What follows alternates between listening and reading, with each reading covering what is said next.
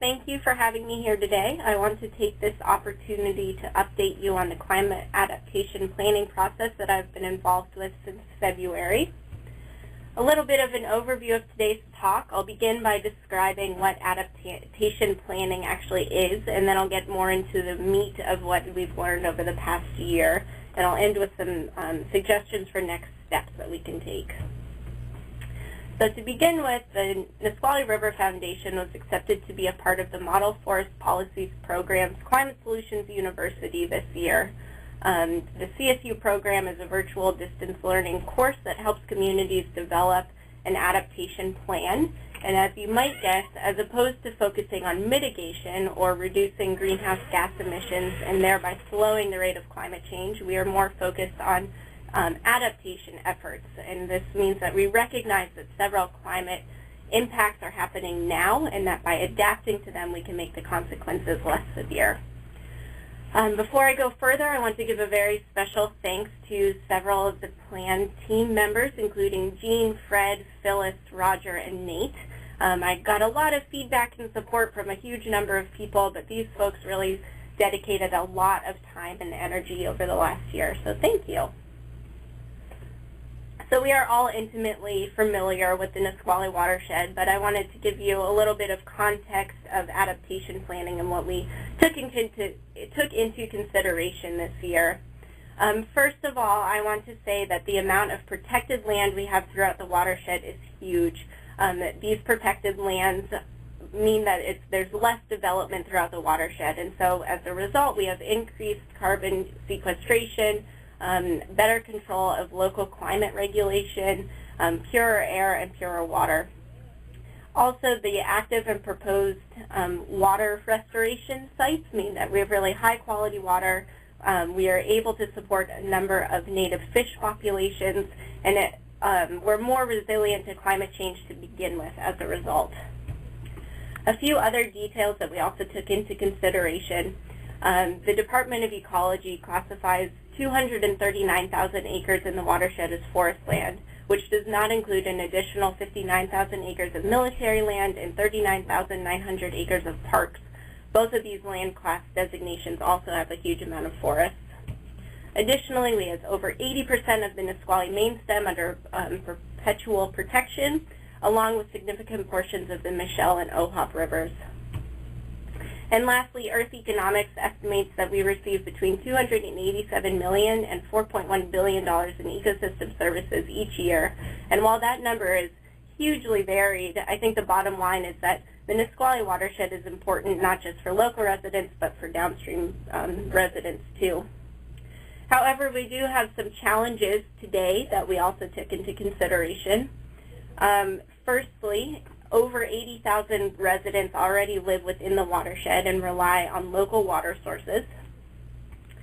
Additionally, 43,000 people in Olympia extract water daily from within the watershed. Tacoma Public Utilities helps to power 41,000 homes through the use of their 2 hydroelectric dams on the water. We also manage for threatened and endangered species. And we are expecting another 20,000 people by the 2020s. So with all of that in mind, we also considered several community members who might be more negatively impacted by climate change than others, and we boiled it down to 3 groups. First of all, the Nisqually tribe relies on local natural resources to provide sustenance, cultural influences in their economy. Likewise, 11% of Lewis County's private employment is based in the timber economy, which is compared to just 0.6% nationally. And although Lewis County is just a sliver of the watershed, I think that this number helps to shed a little bit more accurate light on the dependence of timber resources within the more rural areas of our watershed. And lastly, we have a number of homeowners who live in either the wildland-urban interface or in floodplains, who may be more negatively impacted to climate change due to an increase of fire or floods, which I'll talk more about in a little bit. So I'm going to shift gears now and talk about our forest resources, first in a non-climate context. Our forests are pretty healthy, but they have to deal with land use conversion, expanded development, and high-impact forest management like clear cuts, which has already led to a loss of canopy cover, leading to decreased carbon sequestration, ecosystem services, and an increase in wildland-urban interface areas, which may become particularly relevant as wildland fire increases. On top of those current stresses, we're also seeing the impacts of climate change. Warmer air has risen by over 1.5 degrees already and is expected to rise by up to another 4 degrees in the next century. Our precipitation patterns are also changing, and so we've been seeing longer, warmer, dry seasons and wetter winters. This has led and will continue to lead to increased drought stress. Believe it or not, our forests are largely water limited because the vast majority of water falls outside of the growing season. Additionally, the National Climate Assessment projects an increase in natural disturbances in the Puget Sound area, particularly in wildland fire, insect outbreaks, and disease outbreaks. This may also lead to increased potential for invasive species to become established. And lastly, as plant and animal species begin to chase their ideal habitat zones, we'll see some conversion of our plant communities. And in fact, 80% of our subalpine communities are expected to be gone by 2080. This will impact specific plant and animal species and may also have a toll on tourism rates up at Mount Rainier. So I've mentioned a little bit about our water resources already, and I do want to stress the point that we do have a very high baseline water quality in the watershed, and that's important to celebrate and to keep in mind. However, our water resources also have to provide for drinking water, agricultural uses, hydroelectricity, salmon habitat, and the list goes on and on. We are lucky enough to have both surface water and deep aquifers that in the past have helped to minimize water conflicts that may be more prevalent elsewhere. However, with 20,000 additional people expected in the next decade, our challenges are far from over. On top of that, climate change is making pretty significant impacts on our water resources, and the first is a shifting hydrology. You can see in this graph that the blue line is our past or our historic hydrology, whereas the red line are projected changes in hydrology according to two emission scenarios. And what this graph shows is that we will receive a huge amount more water in the winter, and that our summers will begin, or the dry season will begin earlier in the year and will last longer. Additionally, warmer air can hold more moisture, and when it's released, it's often in the form of a heavy downpour. Flooding is not new to the Nisqually watershed, and both Thurston and Pierce counties recognize it as the most costly natural disaster simply because it happens so much. This is a picture up at Mount Rainier National Park following a flood in 2006 that caused over $39 million of damages and closed the park for 6 months to complete repairs. Warming air temperatures also impact water temperatures. Rivers across the U.S. are warming, which we all know is detrimental to salmon populations. And our freshwater resources are not the only things that will be impacted. The Nisqually Delta tidal marshes are expected to be converted almost completely to mud flats by the end of the century unless we find a place for the land and the water to move. And lastly, the oceans sequester enormous amounts of carbon each year, which may sound like a solution in itself, but in fact it's its own problem. As the carbon enters the ocean, it forms an acid which dissolves the shells and limits the development of shellfish and crab species, including the geoduck and Dungeness crab, both of which are economically important for the Nisqually tribe and for Washington in general. These shellfish species also form the basis of the food chain and may impact salmon and migratory bird populations. So what are we going to do about this? The planning team developed 4 goals for resiliency, and the first 3 work to either increase or maintain healthy forest, freshwater, and marine environments that support native populations while also providing the human benefits that we expect out of them. And lastly, in order for this plan to be successful, our 4th goal is to provide sustainable funding and strong, engaged partnerships. To achieve this, the planning team focused on 5 mechanisms of adaptation: planning, policy, monitoring, on-the-ground conservation, and education and outreach. I'm not going to go over all of the suggested actions that we take, but there are a few that I want to point out. First of all, I think it's important that we include climate change in both our guiding documents and in our regional policies. Updating the NWSP will give the Nisqually River Council a clear vision of how to achieve climate adaptation or climate resiliency in the watershed. Secondly, we do a number of monitoring either through the associated nonprofits or through Nisqually River Council members, but we don't necessarily share those results with each other. Establishing an annual adaptive management review will let us have a broad overview examination of impacts in the watershed while celebrating successes and improving upon weaknesses. Our on-the-ground actions that we currently do are fantastic. However, I think we could really expand our actions to focus on either developed areas or urban areas, in particular reducing stormwater runoff and increasing tree cover, which will help purify water, reduce urban heat islands, and help regulate the local climate. And secondly, our education and outreach component also is great, but could be expanded to include climate change impacts, to work in the newly established community forests, and to focus on urban centers. This last one I think is important because it'll help to spread awareness of the importance of healthy headwaters, particularly for those in Olympia and Tacoma. And as a result, it could generate support for a payment for ecosystem services program like Earth Economics presented to us several months ago. So for next steps, climate change is happening now. Adaptation efforts are needed vitally because we're already experiencing the impacts of climate change, and we need to increase the resiliency in our forest and water resources so that our plants and animals, and more importantly, our local economies and cultures will not be negatively impacted. So a couple of next steps. There is an RFP coming out in December through the North Pacific Landscape Conservation Cooperative that Justin and I will be applying for. I also have the opportunity to participate in the CSU implementation program, which helps communities get their plans on the ground quickly. And thirdly, I need some input from you. The planning team developed an action plan that outlines some suggested steps that we take to increase our resiliency, but I don't have all of the necessary partners to complete those projects. And so I'd like to set down or figure out a time soon when we can really outline who will do what. Secondly, I want to update the NWSP with some climate language so that the Nisqually River Council and all of its members have a clear vision of what local adaptation looks like.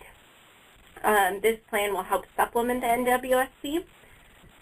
And thirdly, I would like to include our climate projections in our current projects. We have a very strong education and outreach and on-the-ground conservation component through the NRC. And so including climate impacts and climate projections could reach a lot of community members very quickly and could help generate some local support for this plan and its implementation. And so with that, I will take any questions, and thank you. Very good. Thank you very much, Morgan. You're welcome. And just a little side note, one of my team members, Jean, just joined us too. So she's here also. Oh, very good. Welcome, Jean.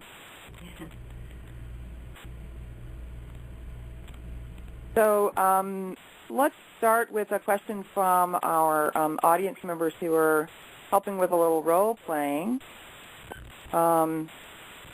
Nikki, can we start with you? Do you have a question as a county commissioner? In this role, I would probably be most concerned with the funding issue. Do you see like funding opportunities with the tribe to like as partners in this, or would you be more of planning for them? Would you plan for them or kind of with them, I guess is what I'm asking. Yeah, great question. We would definitely plan with them. The tribe is one of our closest partners at the River Foundation and is one of the most prominent members of the Nisqually River Council. And even though they have the potential to be more impacted by climate change than others, they are by no means a vulnerable group of people. They are very proactive and have completed a huge amount of restoration work throughout the watershed. And so planning with them will be beneficial with us. There are potentially funding opportunities with the tribe, and there are definitely match opportunities with crew members through the tribe.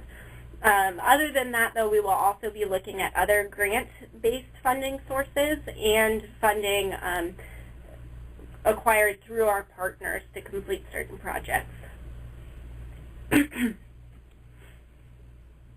Very good. Thank you.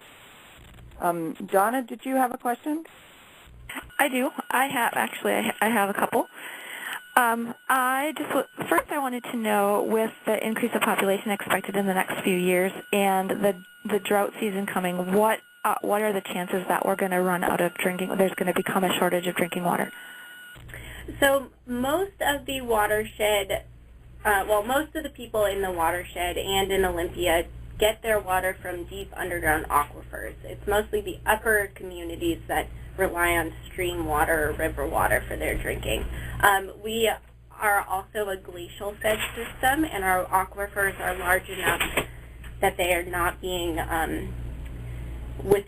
overly withdrawn right now. And so the chance of running out of water in the near future is certainly not a big problem. However, it's important to remember that there's so many other people who rely on water resources for things other than drinking water, and to provide water to meet both drinking water and all of those other uses will be more of a challenge.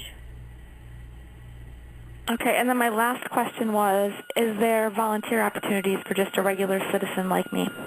Absolutely. We have plenty of opportunities through the Nisqually Land Trust, through the Nisqually River Education Project, the Nisqually Stream Stewards, and all of our other Nisqually River Council members. You can email me at any time, and I'll put you in touch with them. Okay, thanks. Excellent. And we have time for one more question from Bryn from Olympia. Right. So those were great questions. One of mine was funding, and then I guess the other one would be, who would be the priority communities that you'd reach out to first in terms of implementation?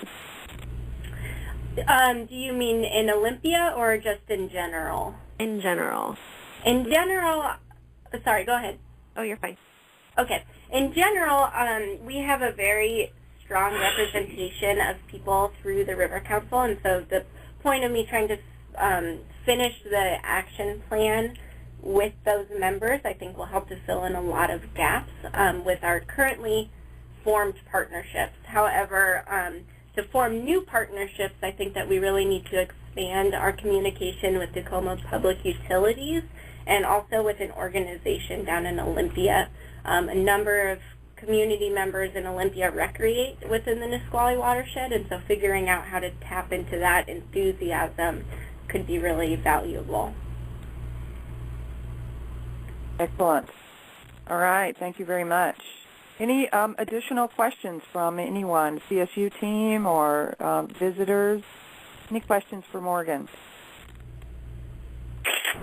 Morgan, this is Deb. That was really wonderful. Thank you for sharing it. I guess my question is sort of one question with two parts. Moving into finishing the plan up and wrapping it up and moving into implementation, what do you think your biggest strengths are, and what do you think are the biggest challenges that you'll face? I think the biggest strengths are that there's already fairly broad local support for being environmentally friendly, and we can really tap into that enthusiasm. I also think that with some of the existing programs that we have, it should be relatively easy to increase our outreach in the context of climate change locally. However, challenges as funding, as always, is a big one. We have a number of grant opportunities that we have our eye on, but there's always the possibility that we won't be successful. Another challenge is trying to figure out a time when all of the members can come together to complete that action plan. I think it's really important to name names of who is going to implement certain things quickly, but I don't know exactly how and when that'll happen. All right. Any other comments or questions for Morgan? Gwen, I've got one. This is Margie. Morgan, you did a great job. Thank you. Thank you. I'm wondering, could there be any type of displacement between the freshwater and saltwater in the underlying aquifers because of the projected climate change? And might that have an impact on a broader population, those relying on the drinking water? That is a very good question, and it has been a concern for some time. The wellheads that Olympia has been using in the past was just upstream from the seawater level, and so there was some real concern that saltwater intrusion could be a big problem. However, in the last, I think, 2 months, the Nisqually tribe, the city of Olympia, and the city of Lacey have finally completed some pretty extensive watershed planning or water resources planning, and they're no longer extracting water from the McAllister Springs. They are now moving to different wellheads further upstream that tap into the deeper underground water aquifers. And so from my understanding, it is not as big of a concern now as it was. I do think it's something to keep in mind and to be very cognitive of, but I believe that one of the reasons that they moved their drinking water source was to help mitigate that problem. Okay. Thank you. You're welcome. All right. Thank you very much. I appreciate Thank you. that very much.